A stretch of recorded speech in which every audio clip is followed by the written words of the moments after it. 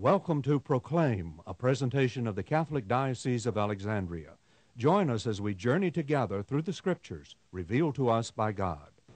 Welcome to Proclaim.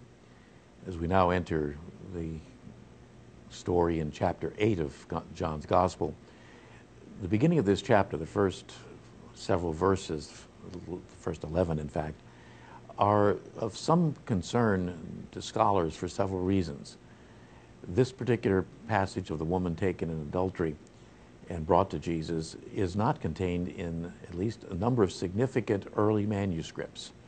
And when it's examined very closely in terms of some of the terminology that's used, some of the style that's there, it's very untypical of the rest of the gospel. And so there certainly is at least some concern as to its origins. Now, no one questions its inspiration or its canonicity. It's part of the gospel.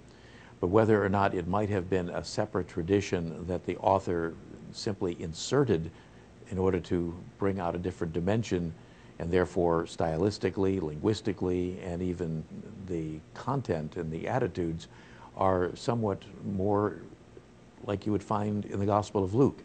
In fact, there are manuscripts in scriptural tradition that place this particular passage, either in different parts of the Gospel of John, or in some cases don't place it in the Gospel of John at all, but in the Gospel of Luke.